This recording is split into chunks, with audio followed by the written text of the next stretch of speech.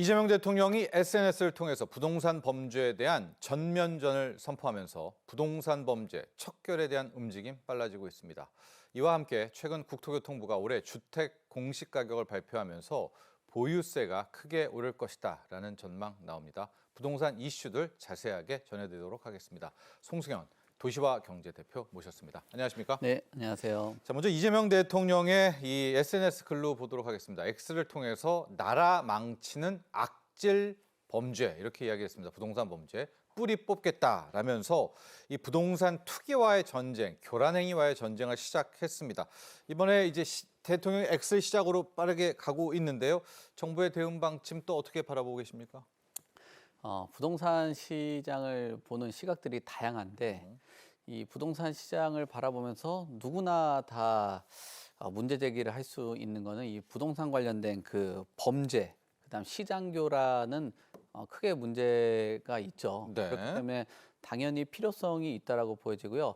X에서 나온 발언을 보면은 의지가 상당히 강하게 투영됐다라고 봐야 될 것 같아요. 특히 뭐 나라를 망친다, 특히나 악질 부동산 범죄라는 거는 악질 범죄. 예, 정말 그 사회적으로 큰 그 문제, 그리고 지금 주택 가격이 항상 불안 요인을 갖고 왔던 가장 큰 문제가 이런 범죄일 것 같은데요. 특히나 이런 부분에 대해서 항상 뭐 여러 목소리들이 나왔어요. 시장에서도 뭐 여러 목소리도 나왔고 또 정치권에서도 이런 그 문제들이 과연 시장에서 진짜 문제점인지 아니면은 이런 그 다양한 뭐 시장의 반응과 현상으로 움직이고 있는 거지에 대한 뭐 얘기들이 많았거든요. 근데 요번 같은 경우는 뭐 정치적인 그 고려를 전혀 하지 않고, 그리고 앞서서도 얘기한 것처럼 뭐 고위 공직자들도 뭐 정책에 대해서 신뢰성들을 높이기 위해서 계속적으로 뭐 업무에서 배제를 하겠다라는 얘기들이 나온 것처럼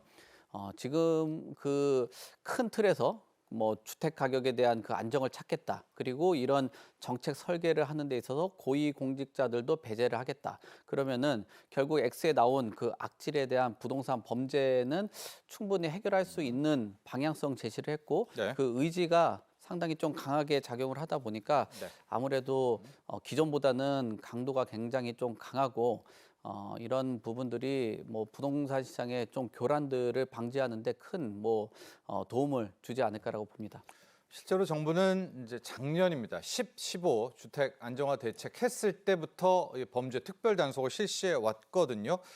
소장님 몇 가지 좀 어떤 범죄 사례 또 이걸 어떻게 좀 검거하고 처벌했는지를 좀 알 수 있을까요? 네, 저도 보도된 그 단속 결과를 보니까요. 네. 정말 시장에서 교란이 많이 되고 있는 문제점들이 있더라고요. 특히 공급 질서를 교란을 한다라고 하는데, 우리가 일반적으로 보면 그 공급 질서라고 하면은 주택 공급 아니냐라고 생각할 수 있는데, 예. 주택 공급하는 과정 안에서 여러 가지 제도들이 있잖아요. 뭐 청약이라든지 또는 분양, 전매, 이런 데서 범죄가 많이 나타났다라는 거예요. 전체 비중을 보더라도 30% 정도가 공급에 대한 그 질서 교란을 가져왔는데, 여기 이제 질서 안에는 이런 것들이 있는 거죠. 네. 특히 뭐 위장 전입을 한다든지 뭐 허위로 혼인을 하거나 이혼을 해서 주택 시장과 청약 시장을 교란을 한다든지, 또는 청약 통장이나 미등기 전매, 그리고 특혜 분양 등 뭐 이런 것들이 공급 질서를 교란을 했다라고 보여지고요. 또 추가적으로 많은 분들이 제기를 해볼 수 있는 우리가 지금 뭐 재개발이나 재건축에 대한 그 비리들이요. 예, 네. 농지라든지 기획부동산들은 예전부터 계속 뭐 사람들한테 아픈 상처를 많이 줬던 거거든요. 그렇습니다. 그런 부분들도 상당 부분 비중이 있었고요. 또 최근 들어서는 SNS가 발달하다 보니까 집값 띄우기 같은 경우가 상당히 많이 있었거든요. 담합입니까? 네, 뭐 아파트. 뭐 네. 아파트 안에서 일종의 그 커뮤니티를 만든다든지, 또는 특정 그 뭐 부동산에서 가격이 급매로 나오게 된다면 이 가격은 절대 판매를 하면 안 된다라고 하면서 오히려 압박들을 했던 그런 모습들이 있었는데, 전반적으로 나와 있는 그래프에 대해서 특별 단속에 대한 결과가 나왔고, 이 결과에 대해서는 누구나 다 공감을 하고 이런 것들은 뭐 범죄라고 판단을 해볼 수밖에 없는 그런 결과가 나왔기 때문에 네. 앞으로 이런 물량들이나 또 이런 범죄에 대한 그 결과들은 더 그 적극적으로 해서 더 많은 그 문제점들을 좀 해결을 했으면 좋겠습니다. 자, 그리고 2주 전, 지난주와 2주 전에 얘기했던 것이 이제 사업자 대출을 받아서 네. 실제 사업과 경영에 쓰지 않고 이 돈을 가지고 이제 네. 부동산을 구입한 이것들을 국토부도 계속 강력하게 추적을 했는데 만에 하나 자발적으로 상환할 경우에는 가산세를 줄여주겠다라는 내용. 이 사업자 대출 받아가지고 투기한 이 부분은 지금 어떻게 돼가고 있습니까? 이것도 한때 유행처럼 된 그런 뭐 대출인데요. 그 최근 들어서 대출에 대한 그 규제들이 있었잖아요. 왜냐하면 네. 가계부채가 너무 커지다 보니까 대출을 조여왔는데 개인은 잘 못 받죠. 그렇죠. 네. 우회를 하는 거예요. 그래서 사업자로 대출을 받고 사업자 대출은 사업을 하라는 건데 오히려 집 사는데 또는 투자를 하는데 활용들을 해왔던 거죠. 그래서 사업 자금을 운영을 해서 이제 사업 자금 외에 주택을 구매했다라고 하면은 단속을 하게 됩니다. 네. 그리고 그런 것들은 보면은 국세청에 자금 조달 계획서들을 내거든요. 여기서 사업자를 받았을 때 유형된 사례를 보면 전수 조사들을 한다라고 보여지고요. 그런 것들의 전수 조사를 만약에 하게 된다면 사기죄가 성립이 됩니다. 그래서 이제 이런 그 사기죄가 성립이 되면 그래도 뭐 적극적으로 그 많은 인력들이 들어갈 거 아니에요? 뭐 들어가게 된다라면 조금 행정적인 부분도 조금 힘을 좀 낮추고 그다음에 인원들도 고강도로 들어가게 된다면 인력 투입도 많이 되는데 그러면 자발적으로 너희들이 사업자로 우회를 해서 하게 된다라면 이런 부분에 대해서는 너네는 세금들이 물고 거기에 가산세까지 무는데 가산세 정도는 빼겠다. 그래서 사실상 보면은 뭐 자진납부해라. 그렇죠. 뭐 예, 네, 그런 거기 자진시정. 때문에 뭐 전반적으로 지금 뭐 진행되는 그 질문과 내용들을 봤을 때 사회적으로 다 필요성들이 있고 뭐 이런 것들은 뭐 주택 시장의 큰 교란 그리고 세부적으로 이런 것들을 검토하지 않았던 정책이기 때문에 상당히 좀 세밀하게 이번에는 뭐 전반적인 그 부동산 시장에 조사가 들어간다라고 봐야 될 것 같습니다. 자, 이제 시장으로 좀 가보죠. 서울 집값 현황 좀 알아봐야 될 것 같습니다. 5월 9일이 이제 양도세 중과 유예의 완벽한 종료입니다. 자, 그래서 언론들 좀 보면 물량들, 저가에 내놓는 매도 물량들을 많이 쌓아가고 있다라는 이야기는 들리는데 실제적으로 좀 약간 체결은 쉽지 않은 그런 모양이라는 보도도 함께 있거든요. 지금 서울 집값 현황은 어떻습니까? 서울의 우선 집값은 많이 오른 것들은 많이 조정이 되고 있는 네. 국면이라고 봐야 될 것 같아요. 서울에 작년에 한 8% 정도가 올랐는데 송파가 한 20% 정도 올랐고요. 뭐 성동이나 이런 지역들 같은 경우도 18에서 한 19% 정도가 올랐거든요. 네. 근데 최근 들어서 조정을 받고 있는 것이 강남 상구와 용산 이 지역입니다. 지금 5주째 계속 하락이 되고 있고요. 그 하락에 대한 그 폭도 하락률이 상당 부분 커졌다라고 봐야 될 것 같습니다. 그에 비해서 작년에 뭐 한 1%에서 한 2% 정도밖에 못 올랐던 지역들이 있거든요. 뭐 강북 지역이요. 예, 네. 뭐 노동강 지역이라든지 또 서남권을 보면 금강구라고 불리우는 금천구나 관악구나 구로구 이런 지역들은 오히려 중저가 중심으로 가격들이 좀 올라가고 있는 모습이 나타나고 있습니다. 근데 여기서 이제 거래들이 얼마나 체결이 되느냐 그게 중요한데. 예, 네. 보면은 강남권 같은 경우는 사실 최근에 대출에 대한 규제들도 있었고 상당 부분 가격에 대한 그 고점이라는 인식들이 있기 때문에 그 거래가 좀 체결이 좀 적극적으로 일어나지 않고 있는 것으로 보여지고요. 예. 15억 이하의 아파트 같은 경우는 대출이 일반적인 나오니까. 대출채보다 예, 좀 네. 유연하거든요. 거기에도 뭐 좀 부담 가능한 수준의 주택 가격이라고 평가를 하기 때문에 실수요자 중심으로는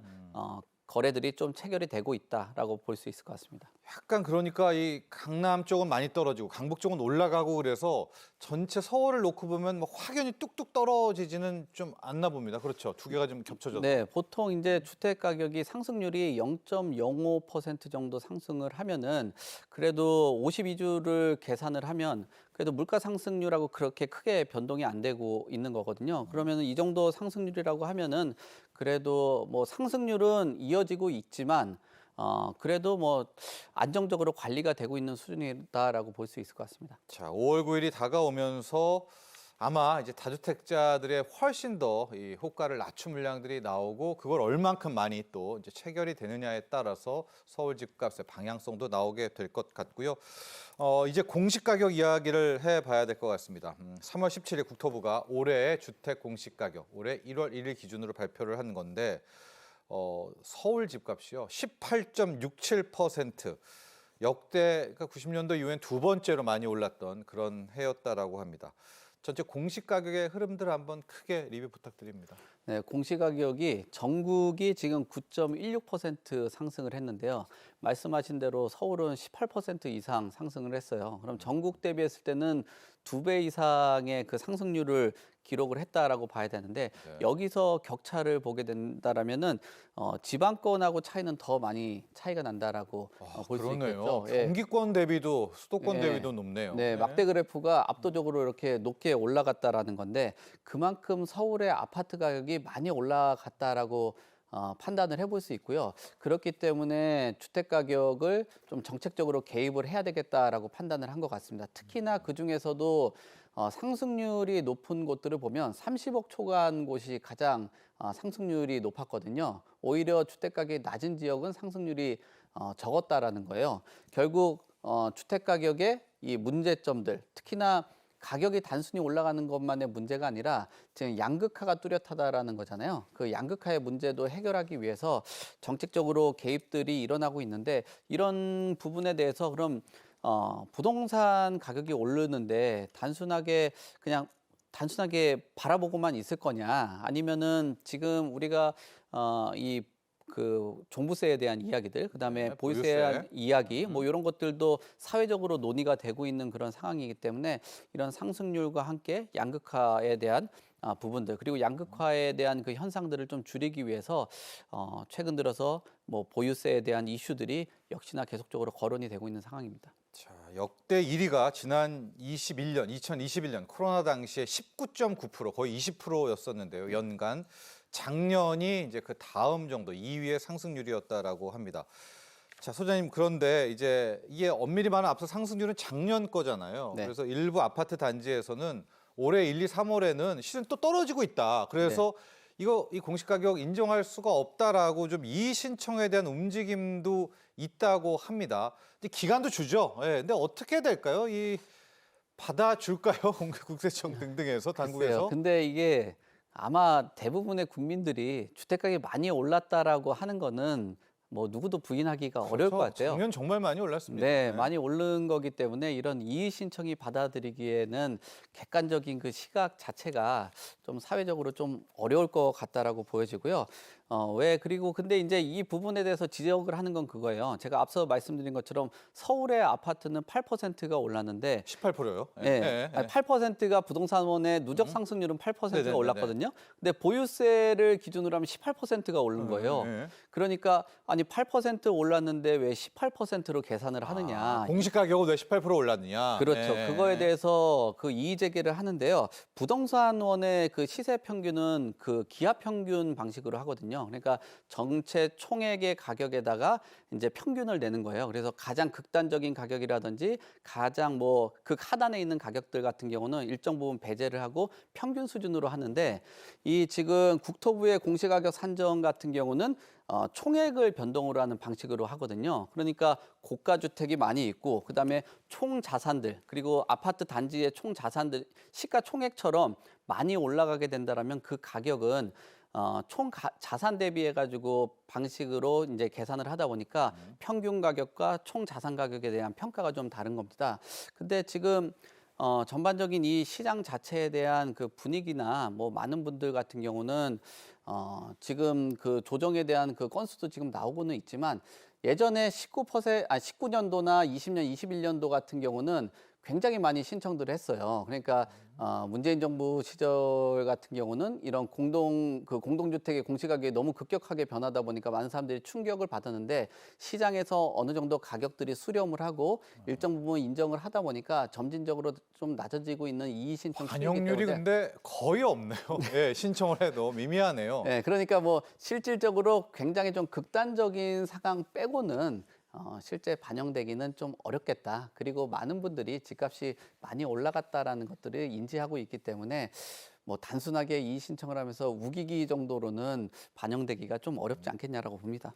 자, 이 공시가격이 중요한 이유는 이 공시가격을 대비해서 세금이 산정되기 때문입니다. 특히 부동산 관련한 세금, 재산세, 또 고가주택의 종부세가 바로 이 공시가격에서 출발하게 되는데 18%가 서울입니다. 18.6%가 올랐다면 소장님 거의 뭐 개인에 따라 경우에 따라 다르겠지만은 50%, 60% 작년 대비 네. 이 보유세 크게 종부세 더하기 재산세가 올랐다고 봐야 될까요? 네, 종부세가 많이 오른 건 사실이고요. 재산세도 그러겠죠. 예, 네. 그중에서도 고가 주택일수록 많이 올랐다라고 판단을 해볼 수 있을 것 같은데요. 지금 전국의 그 공동주택을 바탕으로 해봤을 때 가장 많이 그 오른 곳들은 역시나 강남의 평균.